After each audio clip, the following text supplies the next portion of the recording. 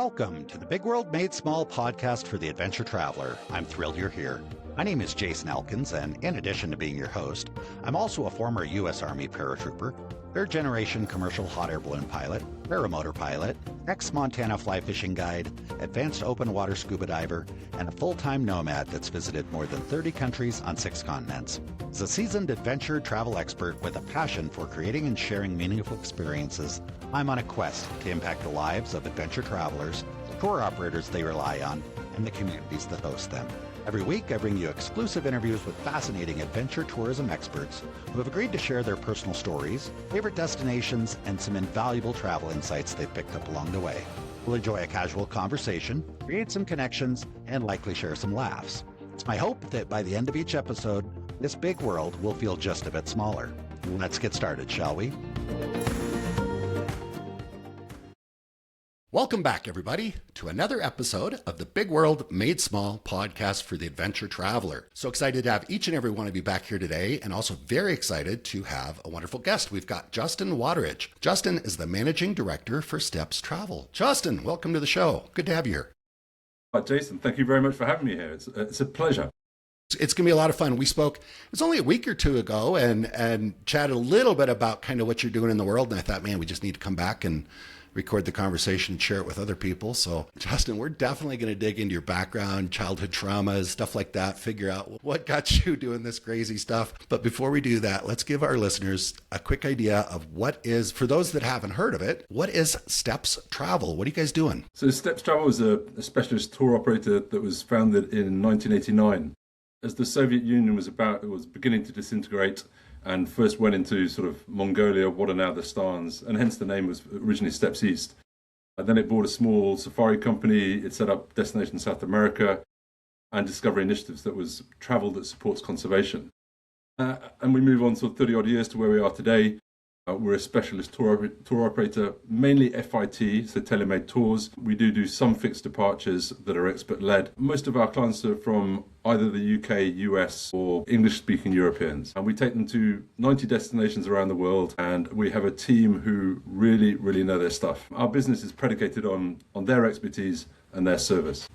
Very cool. It sounds like you've got pretty dialed in on what it is you guys do. That was very concise and great. Thank you so much. Hey, I don't want to make any assumptions, but I'm kind of guessing where the word steps came from. Let's go a little deeper into that. What is the actual word steps? What does that mean, and how did it get incorporated into the name? Well, steppes refers to the geographical feature that is grasslands that you get in areas such as Mongolia, also Argentina. And it was originally, as I said, they were setting up pioneering trips going into that region towards the end of the Soviet era. What inspired that? We're gonna get into the background and stuff like that. I don't want to go too deep right now, but it seems like the Soviet Union's falling. Let's start a business sending people to all these former Soviet bloc places. I don't know. Yeah, Tell me. I didn't set it up. So it was set up by a wonderful man called Nick Lane, who's still our chairman. And yeah, he's always been a pioneering spirit and had this curiosity that takes you to different parts of the world to explore different areas and peoples. That is very, very cool. All right, let's get to learn about you, Justin, because people don't end up in this business sometimes they end up in it by accident, but there's usually kind of a journey along the way. So how far back do we need to go to kind of figure out how you got from where you were to where you are now? Wow, that's a big question. I know. Yes. I had the privilege of growing up in Zambia, a wonderful country in Africa, a wonderful childhood there. I came to school in the UK, and then I came here I was here at University at Oxford. And then after that, I worked in London for a bit. I loved London. I probably partied far too hard. But after a few years, I realized that I wasn't enjoying what I was doing. And I saw a trip with another company leading trips in China. And in my year off, I'd been there very briefly. That was 1989. And I was fascinated by China then. Sort of Mao suits with de rigueur, sort of bicycles ruled the road. And it was very different from anything that I'd seen before. And so I did it for 6 months, and I just thought it'd be a cathartic experience to work out what I wanted to do. I loved it so much. I spent longer with different guides, working with different guides. I met a different cross-section of people, from sort of professors to postmen to nurses to doctors to whatever. And I ended up leading trips for them for several years in different parts of the world. I then went on to do some of my own expeditions. I met my now wife, and after a while she said, look, if there's any future between us, you can't spend all of this time overseas. So I've heard that before. Yeah, it was probably the only time I listened to her. And I looked for jobs in travel. And Justin, yeah. Do you mind? Can we glossed over that I grew up in Zambia thing pretty quickly. I'd really like to dig into that a little bit more. How did your family end up in Zambia? Were you born in Zambia? Tell me more about that. So yeah, my father was working in newspapers. He was running the Zambia Daily Mail. And yeah, both my brother and I were born there. And it was Zambia at the time in the 70s everything was wonderful. But at the end of the 70s, the copper market crashed. And Zambia had all its eggs in that one basket. And so during the 80s was a very, very difficult time for Zambia. So it was, I've always loved the people, I've always loved the country. My sister's still there. But yeah, it was, and I had the best of both worlds because I was lucky enough to come here to the UK for education aged 8, and then would go back for 2 holidays a year to Zambia. Okay. Were your parents from Zambia? No, my father had grown up in what is now Ethiopia, Eritrea, around there, Abyssinia at the time. And in Egypt, his father had worked in the colonial office, so he'd always had a love of Africa, and he found work in Zambia in the late 60s. What about your mom? Where's she from? So she's Scottish, and whilst we're in Zambia, she worked for the Wildlife Conservation Society, the US organisation. And again, I suppose one of my introductions into wildlife and love of wildlife was through that and through her. I'm happy we didn't skip past that. It sounds like an important part. So. All right. So you were going to school in the UK from what age? You mentioned you come back a couple holidays. 8. So your parents stayed there and sent I don't want to say it in a negative way, sent you off, shipped you off to go to school. And it's probably got a lot to answer for in lots of different ways. Was that pretty common for families in places like Zambia that could send their kids off for boarding school? It wasn't. There were options in South Africa, but my father deplored apartheid, didn't agree with it at all, didn't want to send me there because of the apartheid regime at the time. In the late 70s, there was a war going on in what was then Rhodesia before it became Zimbabwe in 1980. So again, that wasn't really an option for me. So there were no good options, so we say, apart from coming to the UK. Okay. What do you remember of those years before? I know if you were 8, I'm sure you have some memories of when you actually lived in Zambia. You were going to school with local kids, what was that like? It was great. I loved it. Sort of my best friends there was a couple of Zambian guys and an Ethiopian guy called Gideon. I remember him very well as well. So yeah. What did you guys do? What does a 7 or 8 year old or 6 or 7, 8 year old kid living in Zambia do for fun with your buddies? So you live for the weekends and going down to either the Kafui River or one of the parks and stuff like that. It is a destination like that is about the wilderness, and it's about being out in the bush, and it's that love appreciation of the bush. And presumably you weren't going by yourself or with your buddies, your family. I mean, it sounds like you just go as a family and hang out in the bush. Did you camp? Exactly. Yeah, a bit of camping. Yeah. So yeah. All right. What does camping look like in Zambia? Because I've been to Zambia. I saw a lot of animals, but I stayed in it was a camp, I guess, but it wasn't camping. Can you just pitch a tent and sleep on the ground, or? You can't pitch a tent anywhere, and certainly not in the national parks. You either on the edge of the parks or you go in for the day on various game drives. So yeah, you can't where the wildlife are. You can't really pitch a tent. But there are places down on the Lower Zambezi where you could camp before it was gazetted as a national park, and so there was wildlife around. All right, very cool. Do you remember?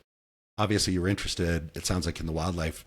If I'd gone back, I don't know if I could answer this question, but I'm going to ask you. If I could go back in time and find Justin when he was 7 years old and say, Justin, what do you want to do with your life? What do you want to be when you grow up? Do you remember? Do you have any idea what you would have said? I don't, I'm afraid. I don't think I could either. Probably astronaut or something like that. And I didn't expect to work and travel. It was something that, as I said, it was my 6 months working with Explore Worldwide just really, just changed my outlook on different things. And by spending longer in countries, by seeing countries, you just learn so much more rather than through the echo chambers of social media or the news or whatever. And I very much believe that when you travel to places that it does break down barriers, it changes sort of stereotypes that we have about different places, your perception, your perspective. It's and that's why I am travel. That's why I'm a big believer in it. So. I get it. And that resonates through a lot of the conversations, which is part of why I love doing this podcast, is, the people that come on have been exposed to that stuff. And we're going to discuss that more. But tell me, were you pissed off when you were 8 and they shipped you off to the UK? Yeah. Yeah. Yeah. Yeah. Especially as I had to wear leather shoes, which I probably hadn't worn before. Still wearing shorts. In Zambia, that's fine. But in the UK, it was a lot colder. And there were colds. I never really had a cold before until I came to the UK. And the other kids in the boarding school, were they mostly kids from the UK? I mean, how did you fit in? I guess it's like, because you look like you're from the UK, but obviously you kind of have to fit in. It's sort of, you swim or you sink sort of thing. So yeah, you fit in, and yeah, most of the kids were from the UK. Did you get to the point eventually where you were happy with school and had friends and you weren't so butthurt with your parents? Yeah, definitely so. I think it was difficult at first. It was lonely, but yeah, you make friends, and I've got some very good friends, not necessarily from my prep school, but from where I was secondary school, 13 to 18. I got some very, very good friends from there. Okay. What was your thought process during that time? Were you starting to think about what you wanted to do with your life? And think about it. I wanted to do something of good. I'd always been interested to save the world. And even after I worked with Explore for a while, I did an MSc in Development Studies in SOAS, which is the School of Oriental and African Studies in London. But I was quite put off by some of the bureaucracy behind development and it's not all that it's cracked out to be. It doesn't necessarily, the small organizations achieve a lot, but some of the bigger ones, it becomes all about them rather than about the people, the area that they're trying to conserve, preserve, whatever it might be. Right. At that point in time, did you kind of envision yourself considering to live in the UK, or were you having thoughts of going back to Africa to live? Or I've always got thoughts about going back to Africa to live there, but I think my wife and children would not be so happy about it. Well, you can just send them off to boarding school. Bad joke. All right. So fast forward. And what did you studied? I don't know how the education system works. You took boarding school, prep school, all these things, but what was your first diving into a particular field of study? When did that happen? I studied history at university, and so Okay. I did 3 years at university doing history because it's a good all-round degree. It's about analytical skills, and it enabled me to get to a good university, and then hopefully a good stepping stone to a career after that. All right. So how did the opportunity go? Tell me more about the opportunity to go to China. So I just saw an advert looking for tour leaders, and so I applied for the job and had a weekend a series of interviews and was successful. And they said, right, you're off to China for 6 months, and I got very excited about it.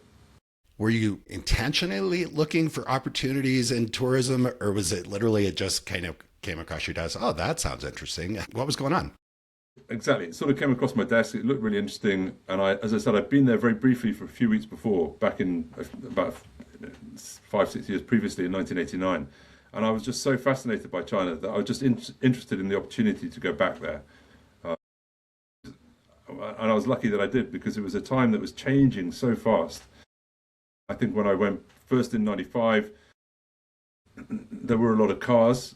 For the first time in Beijing and Guangzhou, there's still a lot of bicycles, and then you come back a year later and the bicycles had almost gone away. You'd see changes in social mores that in 95 it was still, there was no public display of affection between men and women. Men would walk around holding hands, but not men and women. And suddenly you see that change the next year. And so you just saw this society just changing so quickly. Curious about, I think I'd heard that before, but you mentioned men holding hands. What was it about the culture that made, what can you tell me about that? I'm just curious about that. Well, you see it in many cultures. I certainly saw it in Africa a lot as well, throughout Africa. And I think it's not a statement. It's just a friendship thing, that rather than one of sexuality in any ways. Yeah, it's interesting because I spent a lot of time in Latin America, and it's very common to see women just friends, just walking down the street, holding hands, or adult women holding their mother's hand, and not because their mother needs the help. It's super, super common, but it doesn't mean anything about anything that, what we might carry around in our heads. So you said you went to China. You said 95 was the first time you went? Or did I get the dates wrong? In 1989, and then 89. When I was leading trips, it was 95, 96, 97. Okay, so how old were you in 1989? In 89, I was just over 18. Okay. And tell me more about that trip, because who'd you go with? Was that a school thing? How did you end up there? I was going out to Australia, to Sydney, to work at a school there that had a link with the school I had been at in the UK. And I was what they called in Australia a rent-a-pom. So I was sort of like a very junior teacher. Okay. And and that was a lot of fun. And it sort of went there via Hong Kong. And then from Hong Kong went into China to Guangzhou, Guilin, and a few other places in Guizhou. So oftentimes when something like this comes up in a conversation, I always want to ask, well, what did your parents think of you off at 18, spending time in China and stuff? But with your parents, maybe it's totally different because you weren't living with them anyway. They sent you off to the UK. Exactly that. Kind of that you were semi-independent already and off you go. And I think that, there were no mobile phones then, so the only form of communication was with going to the post restaurant, where you pick up your letter and then you send your letter. And it was like always the decision when you go to the post restaurant, do I open it straight away now, or do I find a cafe or a bar to sit there and read it? And but the system worked, and we were still in contact with parents, with loved ones, whoever it was when we were traveling. And we've still met up with friends. I don't know how. Again, we didn't have phones. Yeah.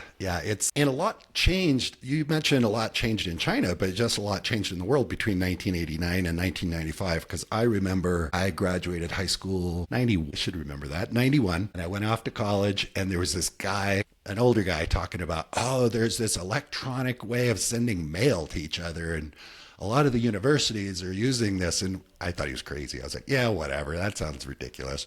But then within a couple of years, email was a real thing. And even probably around 95 do you remember using the internet in 95 when you went back? Not really. I think it was probably for us a little bit later than that. But I still remember in 99, I did a big trip up the Mekong, and the friend I was traveling with, I had to set him up a Hotmail account or whatever account it was so that he could... AOL probably, right? You remember AOL? Yeah.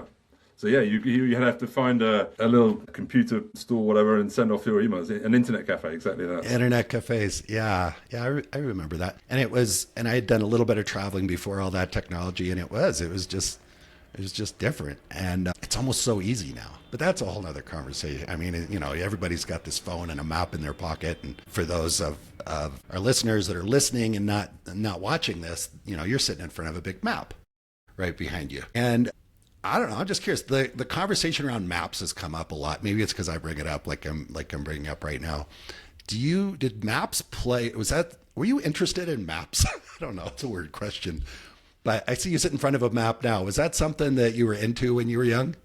Yeah, I love maps. I love poring over maps and sort of looking at different things. And I think that this last weekend I was in the Faroe Islands, and I was in somewhere they had a very old map of the Faroe Islands, and it was sort of the depiction of Scotland, of Iceland, and Norway. The surrounding area around the Faroes was very, very different. And so I love them for the history, what they say about different places. But there's nothing quite like being in somewhere, being in situ to really understand and appreciate sort of the topography, the altitude, whatever it might be. Yeah.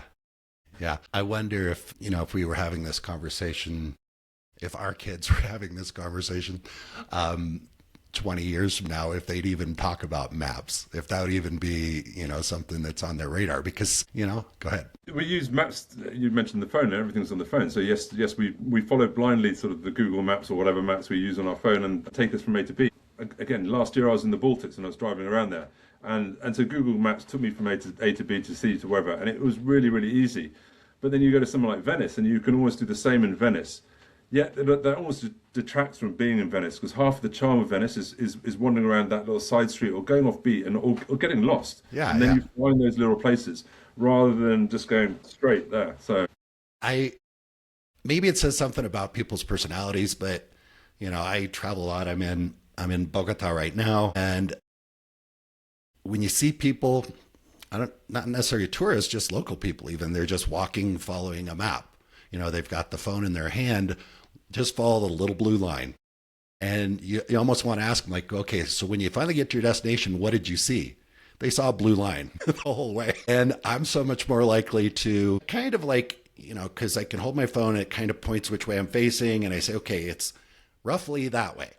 And then I just put my phone in my pocket, and I just walk roughly that way.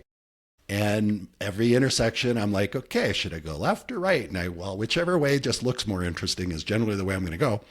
And then sometimes, 40 minutes into a 20-minute walk, I realize that, I think I got off course somewhere, but I don't care. It's like, so what? There's all the cool things you see.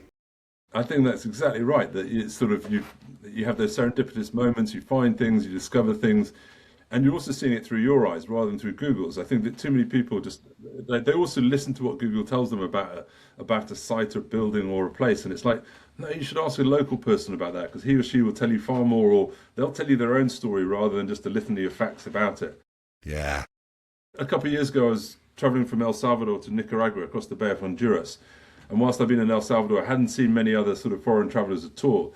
But suddenly, then, when we got to the coast there were a load of backpackers. And it took me back 30 years ago about you've got the cool guy and girl on the guitar playing away, the very nervous traveller looking around, waiting for why is the ferry not going, etc. And there was an El Salvadoran guy going around saying, look, I speak good English, I can translate for you, And all the young kids put up their phone and said, no, we've got Google Translate here. Yeah. Really? Come on. It's like, and then when we landed in Nicaragua, the luggage had gone separately, so it was all sitting there on this sort of black volcanic beach. And you get out and you go to your luggage, and then there's a guy from customs there who's looking through bags. And there was this backpacker, I remember she had a rucksack and it was full of badges from all other Latin American countries. And he simply goes, where's Nicaragua? Like this. And she just didn't understand. She wasn't reading them. She looked to her phone for the answer on her phone. And I had to say to her, look, he's making a joke. Where's your flag for Nicaragua here? You've got to just look at people, read them, understand people, not your phone. It's an interesting thing, because I think that the technology has opened the world up to an awful lot of people that may not otherwise go, so maybe the young backpackers, it's like, hey, I've got my phone, I've got Translate, I've got maps, and I can go anywhere I want. But they lean so heavily on that they miss out on so many opportunities. And I look back at maybe the backpackers or the travelers that were traveling back in the 60s even, and you wonder, maybe it was a little harder, but I don't know. Do you think somebody that was traveling in the 80s is more adventurous than the average traveler now? I shouldn't ask that, but I don't think more adventurous. I think travel is easier now, but it doesn't that my children or other young people aren't as adventurous. I think you can still be adventurous. And I think back then, 30 years ago, that you go to some village in Laos or something like that, and all the backpackers would be in one small little restaurant, despite the fact there's lots of restaurants. And that's because that was the restaurant featured in The Lonely Planet. And it's like, well, you know what, there is more to Luang Prabang or wherever we are than what The Lonely Planet tells us. So it's there've been many times when I walk around looking for something, and I think, I could pull out my phone, and then I'm like, wait a minute, why am I going to do that? Like, I know it's easier to say this because I've learned enough Spanish now. I spent a lot of time in Latin America. I've learned enough Spanish now. It's probably easy for me to say, just go ask somebody. But even then, sometimes I think, I'm looking for something. I think to pull out my phone. Then I'm like, wait, why would I do that? I'll just ask somebody, because you have such interesting conversations can just pop up when you just ask some. Like, they might not even know what you're looking for. They might even send you the wrong direction. But, half the time they'll just say, here, come with me. Let's go. I'll show you. And they'll walk with you for 2 or 3 blocks, not because they're trying to get money out of you, just because they're like that. Yep. Yeah. No, and you mentioned language. And I think when I used to travel, I used to learn various phrases, at least of the country that I was going to. And now maybe I'm older, lazier, I don't know. But I think it's such a good thing to do, is just learn some basic phrases. The people will welcome you much more warmly as a result, and it'll open doors for you in different ways. So yeah, and literally just a few words, because I spent a couple months in the country of Georgia this past year, and when I got there, I was like, yeah, I'm going to learn all these Georgian words. I think after 2 months, I got 3 of them worked out, right? And I realized I don't really need more than that because it's enough. It's just, when you see some Kamarjoba or whatever, or I learned some Russian words because most of the people there do some Russian. And it was just enough that they would, well, I don't know if I'd say they'd smile. They're not the smiliest group of people, but they would at least try and engage and, and help you out a little bit, as opposed to if somebody looks like me, just shows up and just starts speaking English, expecting everybody to just respond to what I say. It's just a different experience, isn't it? Yeah, definitely. I suppose travel's about having that empathy with other people, understanding with other people, and trying to create that understanding. Yeah. So how much Chinese did you learn? I could get by. I could get by, but I never learnt it formally. And when I was in the big trip up the Mekong, we were cycling, and we were in Yunnan, southwest China. And I was asking directions for somewhere, and this guy had a local dialect, and he'd probably say the same about me. I had a crazy dialect, but I couldn't really understand what he was saying. And then he said, "Okay, I'll write it down for you." But I said to him, "But I don't read." And he looked at me and goes, "Are you stupid?" And I go, "No, I'm just not Chinese, and I haven't learned the kanji. I can't read." Yeah, I don't know what I remember it had the little dictionaries, the phrase books and stuff. Yeah, phrase books. So I assume it's like, I haven't even seen one of those in a long time. And I guess, why would I? I guess I've got that in my pocket already. But yeah. But there's words that you learn. Like there's a word in Chinese, "erbai wu," which is 250. But if you say it, well, it's also a slang word for "you're crazy." Like "nisha erbai wu," like this, and you say that, and the Chinese look at you, and go, "Wow!" And it's that you create a reaction like that. Or the Chinese, if they're being derogative about Laowai foreigners like us, they say "dao bitsa," which means big nose, and some are bigger than others. But you go "dao bitsa shuo zhongguoha," like the Chinese, the big nose speaks Chinese, and they go, "Oh, again." It's like, and especially in a village in the middle of nowhere as well. And that's where I think it's to speak Putonghua to Mandarin is it's important. And you were leading groups. I mean, you were a tour guide there. Yeah, I was a tour leader, but the work with local guides as well. They had the expertise in China, and I was more, I suppose, the facilitator, making sure that people got from A to B to C. Let's talk about that, because there's facilitators, but there's probably Chinese people that could do it just fine, get from point A to point B. But what do you see in the value of having like a tour leader that maybe looks like, sounds like, thinks like the guests that are going on the trip? What does that add to a trip? I think at the time in China, tourism was still very sort of nascent, and there weren't that many good guides. So it was working with guides to help them, and also to get them to better understand sort of cultural differences. And like, you can't call somebody a twitcher if they like birding unless you know them very well, or whatever. And so there's sometimes those cultural differences, and it's sort of and China. It wasn't a difficult place, but it wasn't an easy place to travel. Traveling was quite hard, especially on trains. The Chinese trains now are just incredible, but then it was still from a communist era. They were normally very large men or women who used to run the restaurant cars, and they were just surly aggressive, and it was no customer client service really. So. Yeah, I mean, I see the value. I've led a lot of group trips and been a tour leader as well. And it is useful. It's super, super useful, because I've run into situations where, okay, this guy's really good at what he does, but he's got a few things that he does that if you're not there to kind of explain to your guests, well, yeah, I know he does this weird thing, and explain the culture behind it and all that stuff, because otherwise, it can be a totally different experience. I don't want to jump to steps quite yet, but let's go back. Okay, so Steps, you said, started around 89 as well? Yeah. With the fall of the Soviet Union. Yeah. And you were a tour leader in China in 95. How long did you stay in China doing that? So over the next 2 or 3 years, I was in China for a 6 month period. I wasn't there the whole year. And then whilst I wasn't in China, I was in Ethiopia, Eritrea, Kenya, Tanzania, Mali, Pakistan. Yeah, so just... leading trips year-round then? Yeah. All right. So how far into that process was it before you realized, yep, tourism is my life, this is what I'm going to do, travel? Did you figure that out pretty quickly?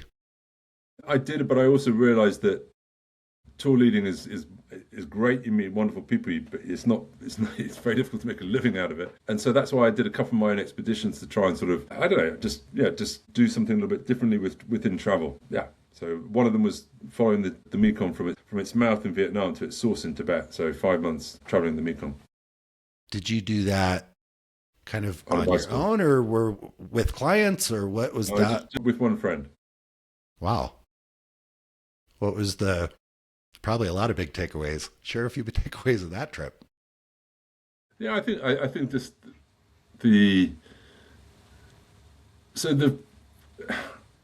we started in Vietnam, Cambodia, and Cambodia then was still, the Khmer Rouge was still operative in the north around Stung Treng, and it was still a very tense place. And then Laos was only just opening up, and then into China. And I think the colonial French had an expression for Indochina, that the Vietnamese grow rice, that the Cambodians watch rice grow, and the Laotians listen to rice grow. And it's a wonderful phrase that sort of aptly sums up the laid-back attitude of Laotians. But it also kind of risks stereotyping the Laotians into just being laid-back people. So, and that's one of the sort of tightroads that travel faces. You've got to try and understand individuals, peoples, nations, different quirks and sort of idiosyncrasies, but not label them as such. Right. Did you, when you started this journey, did you know you were like, was this okay, we're going from the mouth to the source, it's a sure thing, or was it just like, let's ride up the river for a while and see what happens, and you ended up at the source? How did that work? Yeah, we were trying to get to the source, but we always knew that getting into Tibet would be not easy, and we did so illegally, and we were in Tibet maybe some 2 weeks until we got put on a bus and shipped out. Okay, tell me more about that. How did they find you? They just arrest you on the street? Like, hey, you don't look like you belong here? What happened? Yeah, because we were two foreigners in we were high on the Tibetan plateau. I can't even remember, it was Zadoi maybe, I think it was. And we've been cycling for days or whatever. You find somewhere where we can have some food, and we're sat there eating away. And then in walks some local bigwig officer, and he looks at us and goes, "You shouldn't be here, really, should you?" So, were they nice about it when they put you on the bus? They were, but they were they nice? They were strict about it, but they were. Yeah, but you actually made it to the source then, or did that get in the way? And we then came back in again, and we were close to the source. And at that time, again, this is before digital things, so we had old actually US Air Force maps of the region, and trying to find where we thought the source was. And it started snowing very heavily, and anyway, and our bikes were beginning to fail, and so we decided to come back and to pull out. So in a sense, the expedition was a failure, and it's a great thing I try and teach my kids and others. It's okay to fail, and it's not necessarily about getting to that end destination. It's about what happens en route, the laughs, the friendships, the tears, the whatever. Yeah. Did you have situations along the way that were, I guess, what you would rank very unpleasant with the people that live there?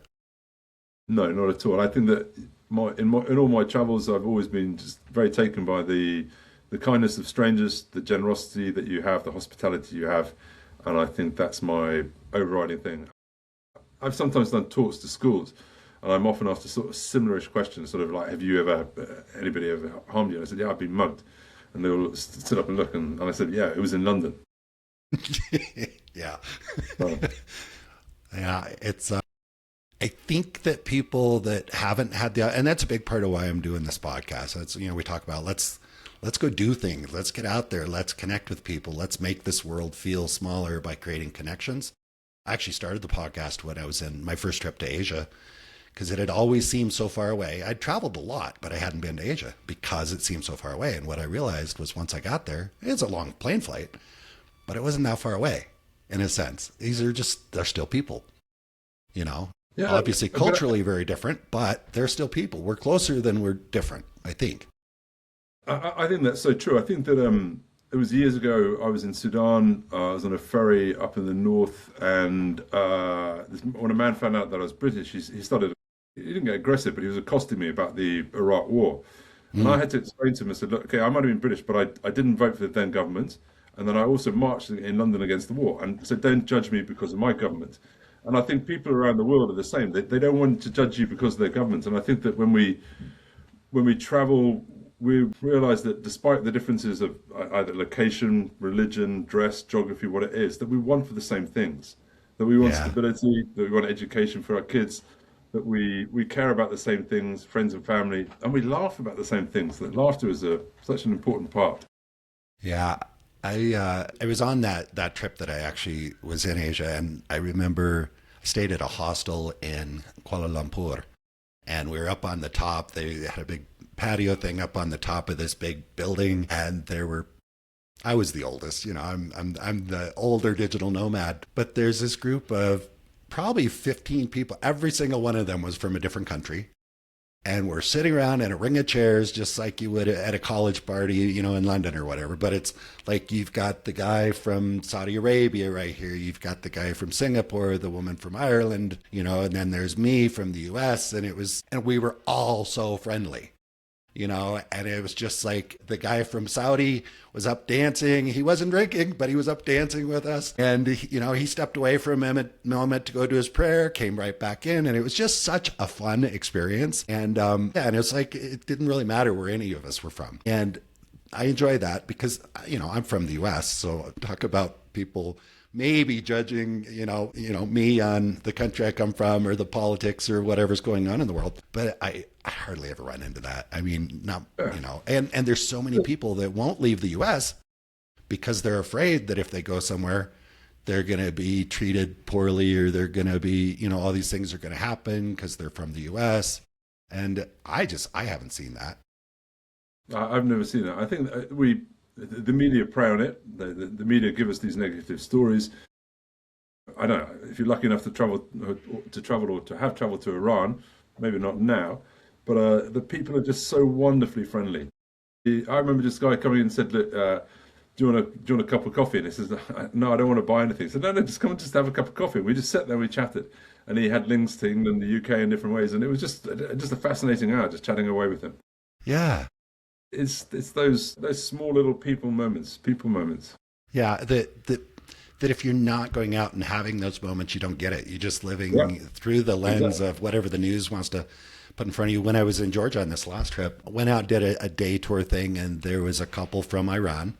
They lived in Tehran, and they were just so sweet. We had the most fascinating conversation, and they invited me to come down. They wanted me to see it. He sent me, that was like in August, September. And then for Christmas, he sent me a note through WhatsApp. "Merry Christmas, Jason. I hope you're doing well." And, you create these connections that you're never going to get if you're sitting in Milwaukee, Wisconsin or Detroit or whatever. I mean, you'll have experiences there as well, I'm sure, but it's pretty cool. All right. So you did this big expedition. I want to see how it all ties in with what you're doing now. So you did that big expedition, and then did you continue tour leading, or what did you do right after that? So after a while, as my now wife became a bit frustrated with me spending so much time overseas, and I found me that ultimatum. Let's start with how you met her before you. Well, I'm not sure we should go there. You went straight to the ultimatum thing. And here's why I ask, because I also realize that working in tourism, especially if you're a tour leader traveling around a lot, you might meet a lot of people, but sometimes it's hard to meet somebody and create a connection with them. You don't tell us, you don't have to tell us all the details, but I'm intrigued by that. By what? How we met? Well, that you met. You were living that life. You met somebody, and then she said, "Okay, enough." It's kind of what I heard you say. We met through a friend, and I'd just come back from 6 months in China. I think she'd just come back. She's a teacher, just come back from Mexico, and yeah. But so she was traveling and adventurous. No, she likes traveling. She is adventurous, but she was a teacher, so for many years. Yeah. All right. Very, very cool. So she said, "Okay, I think you don't need to be in a different country every few months," and so. Yeah. So there was a company called, there were two adverts that I looked for travel jobs. One was with Steps East. I met with Nick in his flat in London, and there were wonderful Uzbek carpets on the wall. There were these Yemeni daggers.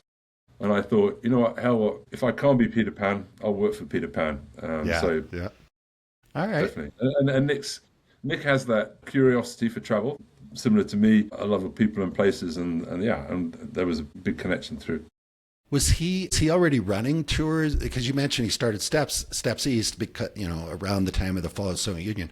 Was he doing tours elsewhere, other type of stuff before that? No, I don't know. He wasn't. Okay. He wasn't in travel. It was just something. It was something a little bit different for me.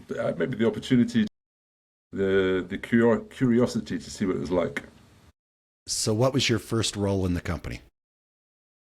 Trying to sell holidays, and they realised that I wasn't very good at that. And they had another small company called Discovery Initiatives, whose strapline was travel that supports conservation. And I think they were ahead of the time. We worked a lot with the Dian Fossey Gorilla Fund, with Global Tiger Patrol, with Galapagos Conservation Trust, with the Orangutan Foundation. And so we were sending clients to different parts of the world, sometimes with conservationists, but there were always monies were going back to those different agencies. And that was wonderful. Amazing time working for them. Again, we were very pioneering. We were sort of one of the first companies to go back into Rwanda at the time. We went into DRC, into Gabon, the Congo. So yeah, it was.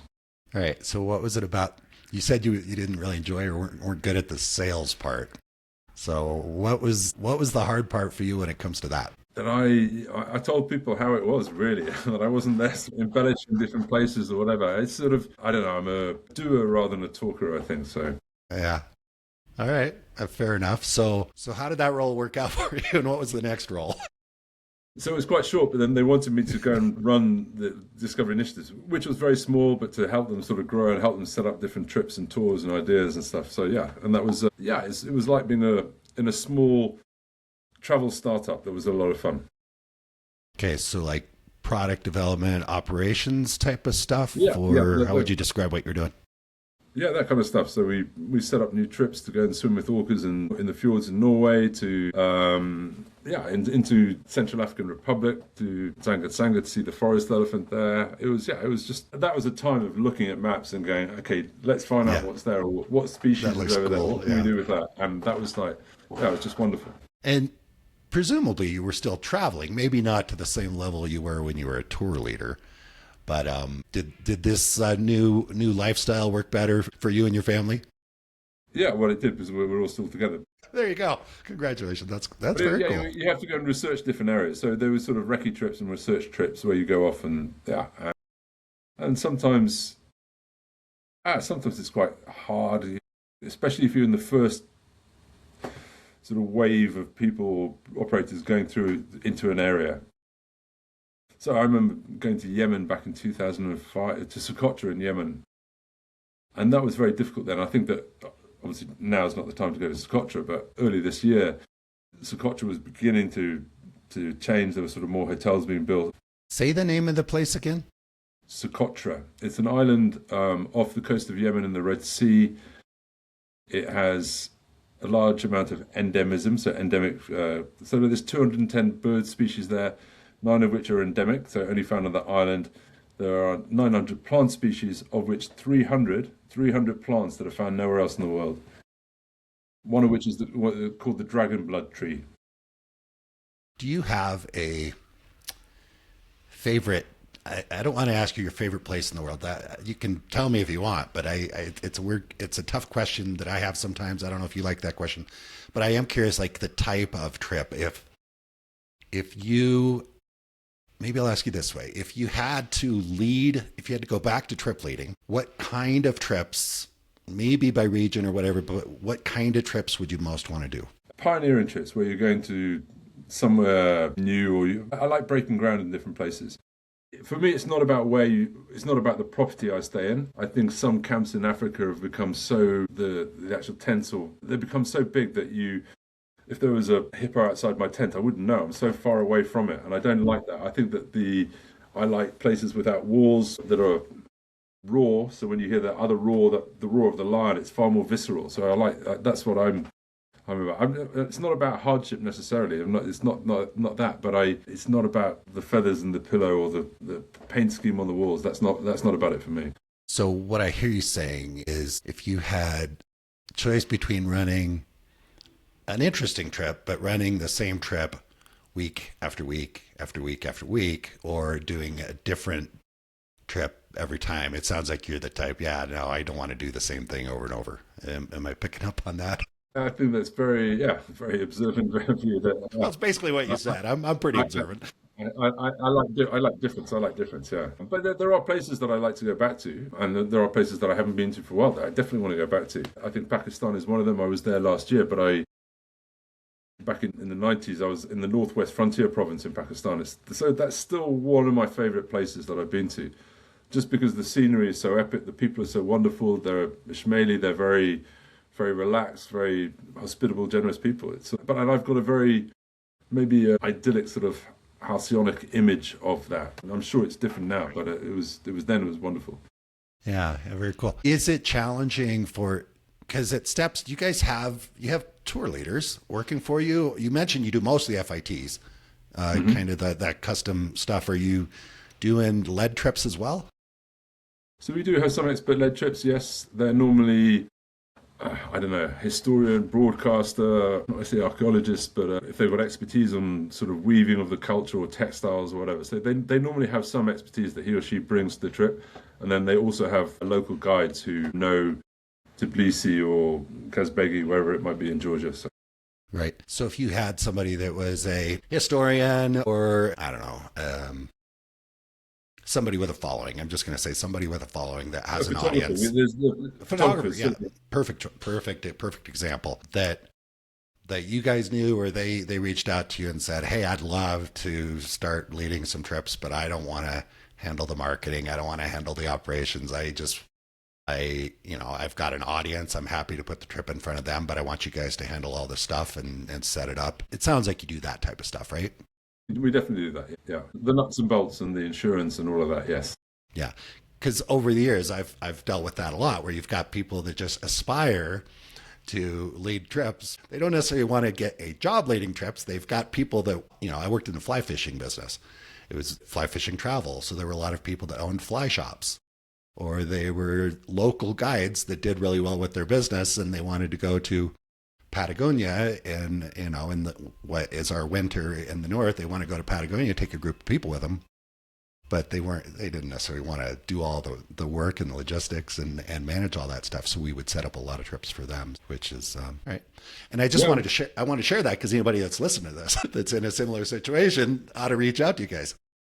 We're more than happy to speak to people, and that's what travel's about. That's why I work in travel, about the people you meet, not just necessarily in, I don't know, Uruguay or Bolivia or wherever it might be, but it's the fly fishermen, women, etc. The guides we work with, I don't know, whether it be safari guides to cultural guides in Cusco, wherever it might be. Yeah, you meet wonderful people. So I gave a talk the other day and somebody came up to me, when you mention your guide, you always mention their name. And I said, because I remember their names. He said, well, but you've traveled a lot, how do you do that? And I said, because that's what it's about. It's about people. So I often thought about, just the importance of connection, and the reason that I enjoy traveling and the reason I've worked in it and I've enjoyed it so long is about the connections. Because I believe you could drop me at probably the most beautiful place on the planet, and if I'm there by myself, I'm going to be pissed off. I shouldn't say, I'm just going to be like, there's nobody here to share it with. That's just me. I'm not saying everybody's like that. But it's like, if I see something beautiful, I want to either share it with a local guide, another traveler, someone in my family, just somebody. I just personally want to share it with people. And that's that's why I like trip leading. That's why I like taking groups of people.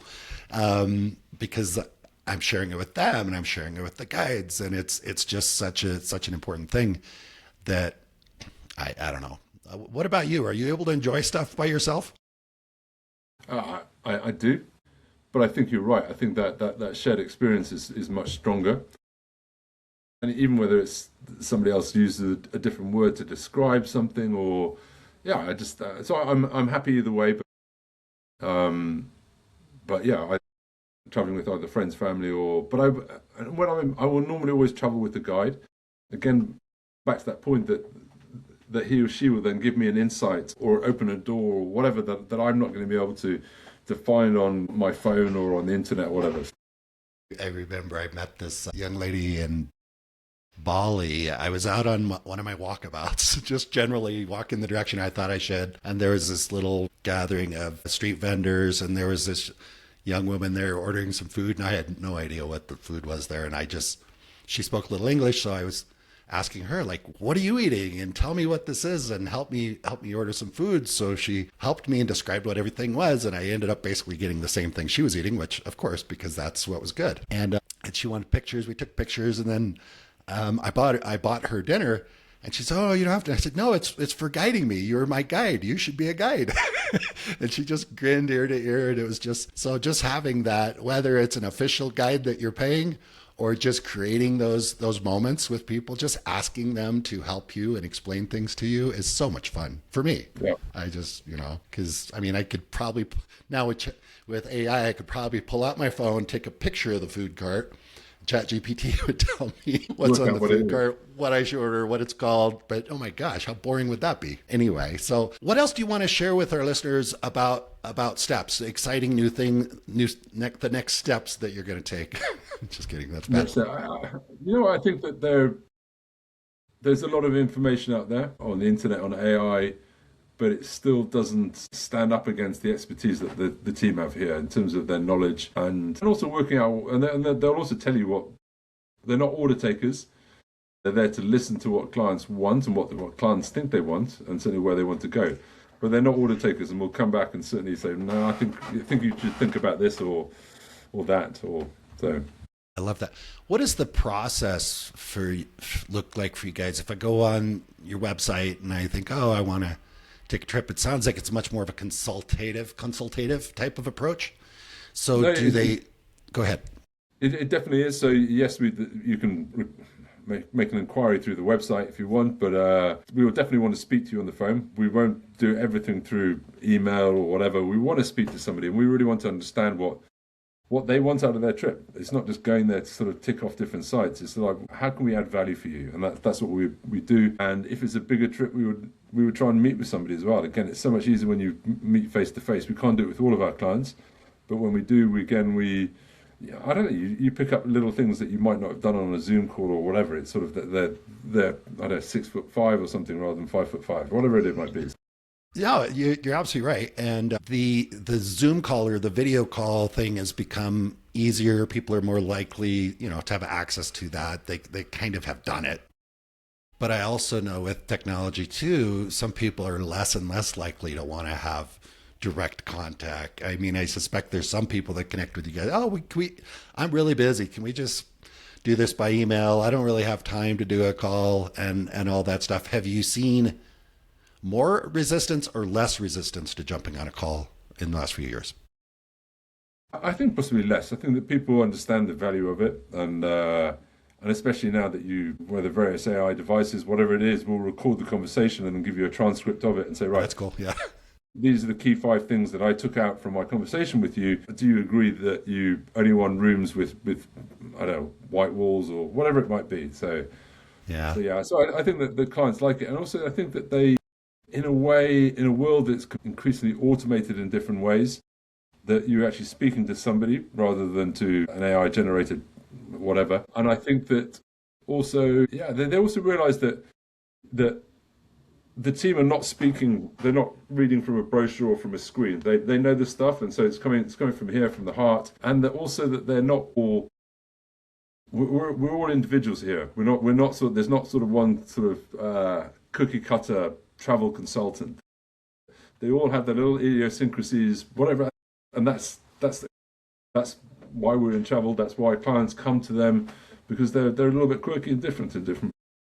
Yeah, I have a story in my head that some people are reluctant to get on a call because in their regular life, in their regular business dealings, it might be a lot of sales calls.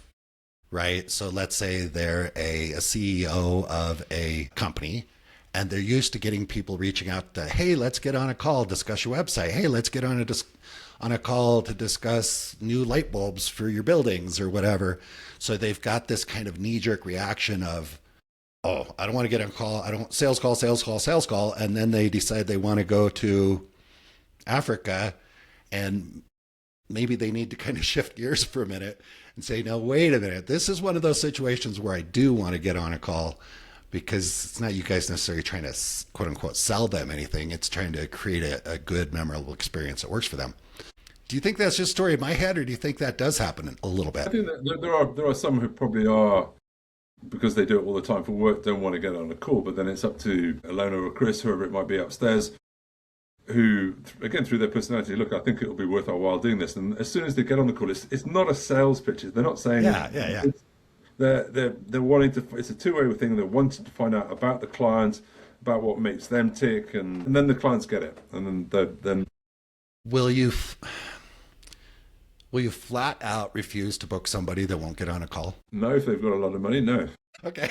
Do you make them sign a waiver or sign some sort of disclaimer that says... there are sometimes, yes, where something's conducted over email or whatever, but it's so much our preference to not have that, because it's harder for us to add value and to really understand what the clients want. And I think that's why 60% of our business is repeat and 20% is referral, because it's that understanding that's created.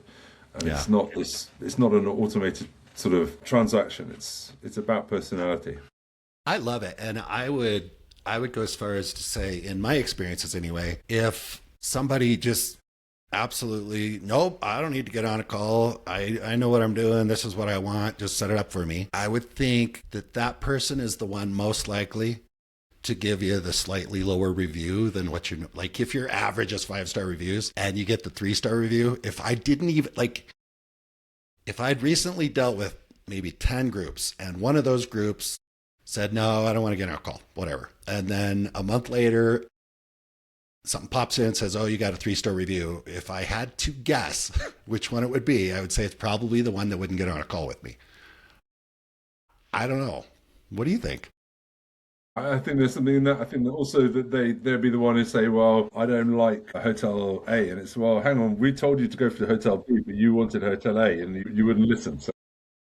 Yeah. So I think that most people like yourselves, your team, and a lot of people that work in this business really do care about people having good experiences. So if you don't work in the business, just believe that when somebody says, let's get on a call, in my opinion, if they say, let's get on a call, it's because they want to be able to see your face when they say, like, hey, tell me about a travel experience you had in the past that didn't go well. And what was it that went wrong? And if I can see your face as you're describing that story, I can say, oh, okay, maybe we need to shift gears and go a slightly different direction here, to make a better experience for them. So, yeah. I don't know. No, I don't. What about your kids? Are your kids interested in travel? They are. I think that they've been lucky and they've traveled to some of the places they've been to. Like a couple of years ago, I suddenly announced we were going to Dominica in the Caribbean, and I got 2 girls and a boy. They all got very excited by it. And then my eldest stopped and said, whoa, Daddy, you're not one for sitting on beaches, so what's this about? And I said, oh, I forgot to tell you, we're going to go swimming with sperm whales in Dominica. Okay. So, but they did have some time sitting around a pool because you weren't on the water the whole time. But they also swam with sperm whales, which is one of the most incredible experiences, to be swimming alongside the largest predator in the world, some 15 meters, 5 tons. It's just like... That's very cool. How old were your kids the first time you took them on a trip? Probably a different answer for each one of them, I'm sure, but... Yeah, a little bit. So with my girls, they were about... 3.5 and 18 months when we went to Sri Lanka. So Sri Lanka is wonderful with children. Sri Lankans are so good with kids. I think my wife regretted it that the younger one didn't sleep much on the plane, and she wasn't very happy when the pilot announces a big thunderstorm, and she turns around to me. I told her we should have gone to Wales. Oh yeah. So, based on your experience, what do you tell a parent that likes to travel, has kids on the way? Like, do you think there is a right age to start traveling with them, and anything before that is just kind of stressful for everybody? Right. Or is there a right age? So we've got a good American clients. They travel with a young kid to Guyana. And John in the office, who looks after Guyana, was so excited. He said, look, we don't do much business there, but I've certainly had not somebody with a sort of an 18-month-old kid, and they loved it. So you can start from any age. Whether the children will remember it is the different issue. There are some things that I would certainly wait with children.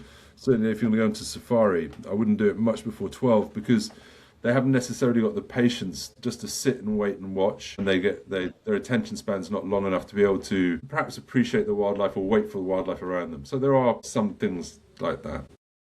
I guess the thought there too is, I've remember situations on safari where you're with other people that are not necessarily in your group. It's one thing if you've got a private guide. If you've got a private guide vehicle and your kids are, losing interest, it's one thing. But it's also bringing kids on these situations where you're interacting with other guests or, at the lodge or that type of thing.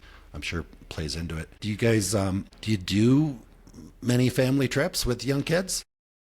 Yeah, so maybe a quarter of our business is family, but not necessarily the young kids. I think that for us, it's more the experience, sort of, it's a 12 plus. I think before that, kids probably want water, whether it be the sea or a swimming pool or something, and we can do it, but it's like, there's only so much value we can add to that. Whereas ours is designing the right itinerary for the kids when they're a bit older. Right. And they can do fun things, sleep out, hiking, biking, whatever it might be. Right. And you mentioned earlier in the conversation, we discussed how steps kind of came out of the fall of the Soviet Union. Is that still the bread and butter? I know you've expanded to do a bunch of other things, but is that still the bread and butter, or has it shifted away from that? It was. Nobody's going to Russia at the moment, so well, for obvious reasons. But the stans are a big part of our business. But our biggest destinations are probably India, Kenya, South Africa, Ecuador, the Galapagos, Peru, Argentina, China, Japan. All right. Very cool. Justin, we've discussed a bunch of things about your past, about steps, just kind of philosophical stuff, tips, pointers, all that. What did I forget to ask you? What do you wish I would have asked you so we can cover that before we wrap up? I want our listeners to get a chance to hear whatever you think is important that they hear. Well, I think we, as you said, we covered a lot, and thank you for that. It's been great talking with you. I think that it's for me that don't be afraid to go outside your comfort zone. I think that's where the magic happens. I think it's about that, and travel is about breaking down barriers and borders, and that we have so much in common with other people around the world. There are some wonderful differences and different cultural differences, or maybe genetic in different ways. But we are the same people, and I think that and also just positivity. I think it's so easy in this sometimes negative world, and certainly the one that the media portrays to us, that positivity and smiling makes such a difference. Yeah, absolutely. Well said. Justin, thank you so much. This has been a lot of fun conversation. I learned a lot about you and steps, and we're going to have the link in the show notes. So anybody that feels a connection with Justin and his team through Justin, because he's the one that's here, click on the link in the show notes. Go take a look at their website. They're doing a bunch of cool stuff, and you kind of have a better feel for kind of what his philosophy and thought process is, and I like that. So Justin, thank you so much. I appreciate it. Jason, thank you very much. Have fun in Bogota, and let's see you traveling or meeting on a bar in Singapore, wherever it is. Sounds good. Let's do it. Take care. Thanks, Justin. I'll chat with you soon. Bye-bye. I trust you enjoyed listening to the conversation as much as I enjoyed recording it. If you're enjoying the Big World Made Small podcast, please take a moment to tell the algorithm by subscribing and posting a review so that others can benefit as well. I also invite you to take a quick trip over to bigworldmadesmall.com and join our private adventure travel community to receive new episode notifications, special access to our guest experts, and perhaps even some exclusive partner offers that we haven't discussed on the podcast. I'll publish another episode soon. Until then, keep exploring. It's the best way to make a big world feel just a bit smaller.